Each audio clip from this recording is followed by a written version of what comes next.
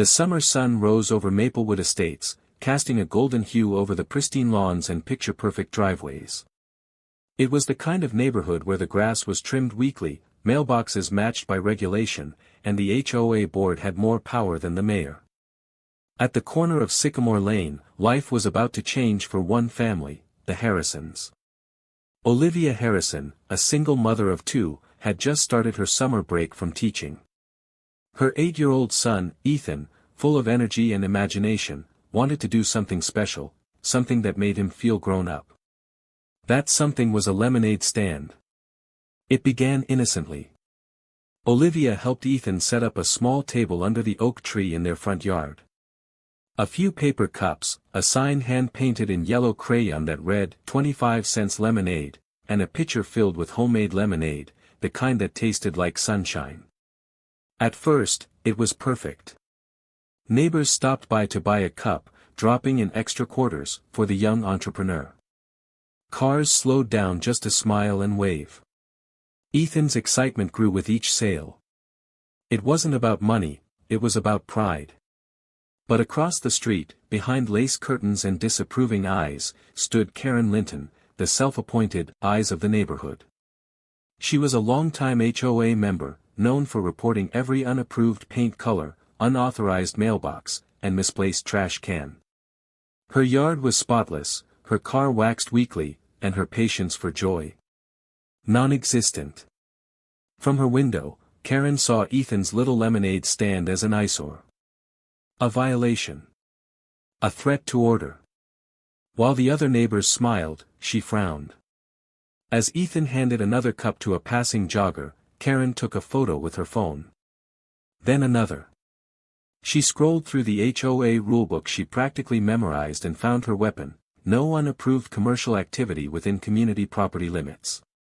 By the end of that afternoon, she had drafted an email, a complaint addressed to the HOA board, copied to the property management company.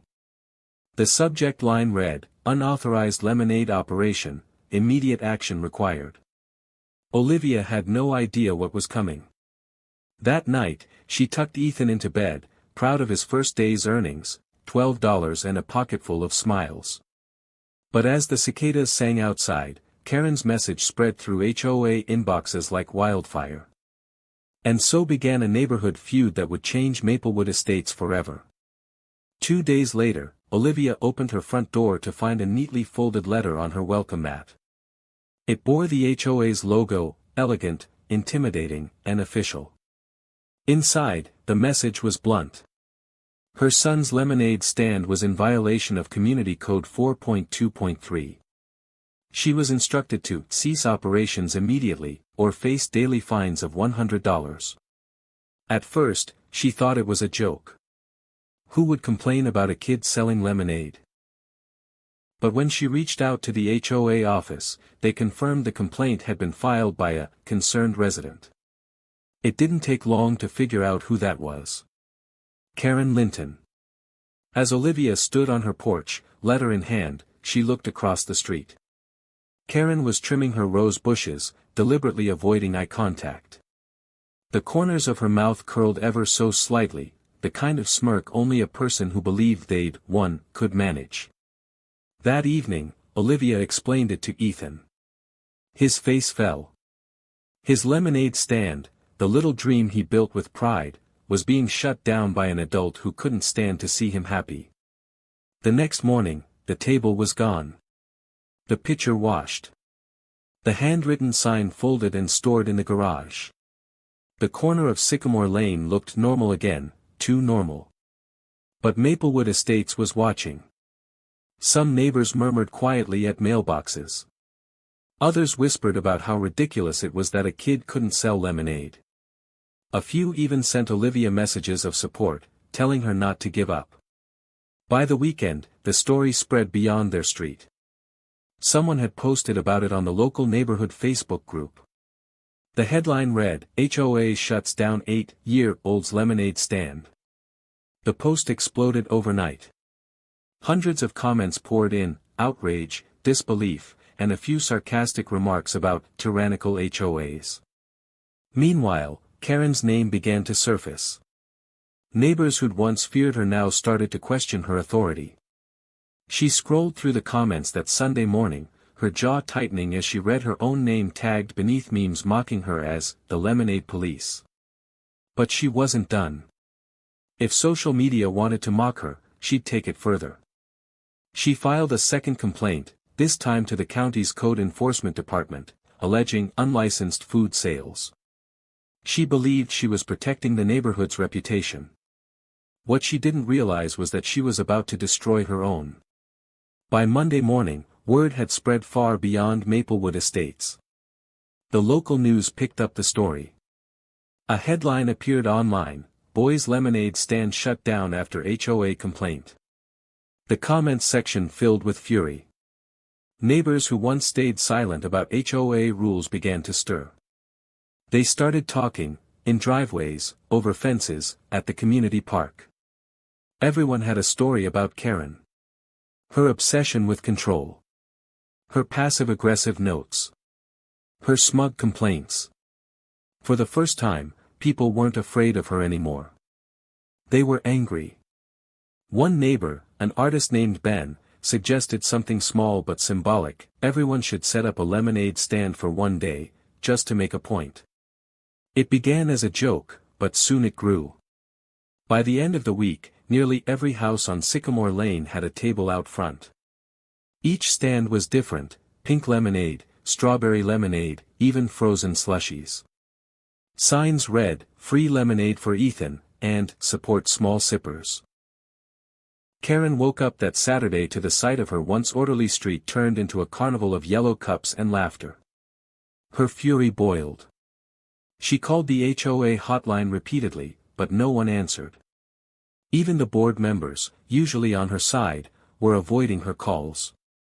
That afternoon, when a local news van arrived to cover the lemonade protest, cameras caught Karen glaring from her window as children handed out cups to laughing parents. What was meant to be a small stand of rebellion had become a community-wide movement, one that made Karen look like the villain in her own neighborhood. And as social media shared the footage, her reputation sank faster than she ever imagined. Karen's outrage reached a boiling point. She demanded an emergency HOA meeting to restore order. Only a handful of members showed up, and not one supported her complaints anymore.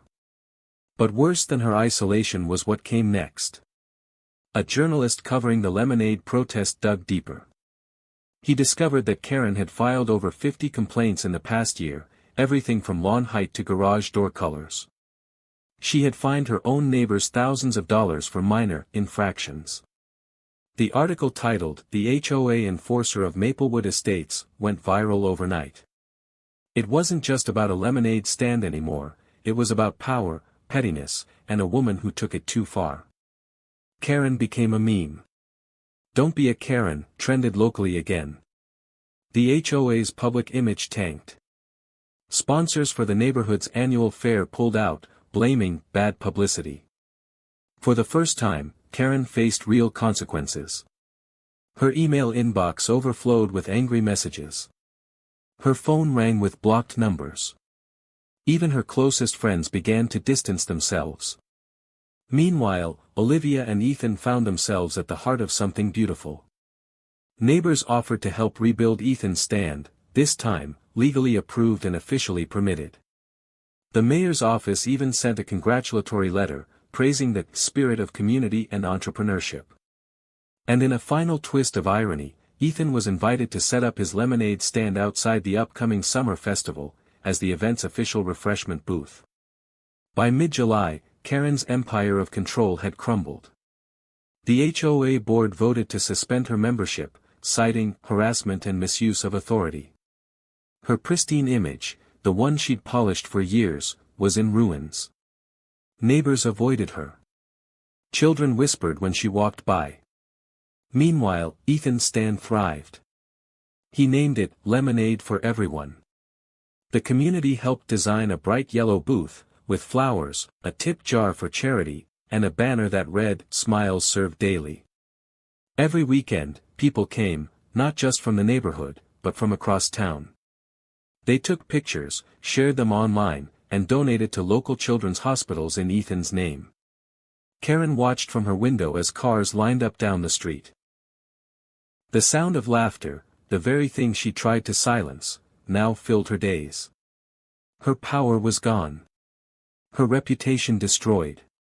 And all because she couldn't stand the sight of a child's joy. By summer's end, the lemonade stand had raised thousands for charity. Local businesses sponsored it. The story had turned from a tale of pettiness to one of redemption and unity. Karen eventually moved out of Maplewood Estates, selling her house quietly and without goodbyes. The HOA restructured, adopting new rules that emphasized community over control. As for Ethan, his lemonade stand became a local legend. Years later, people would still tell the story of the boy who turned one woman's bitterness into a symbol of hope. On the final day of summer, as the sun dipped below the horizon, Olivia watched Ethan pack up his stand. He looked proud, older somehow, wiser. What began as a simple lemonade stand had become something much bigger, a reminder that kindness, even when challenged by cruelty, always finds a way to win. And somewhere, perhaps in another quiet suburb, another Karen peered through her curtains, unaware that the world had learned its sweetest lesson yet.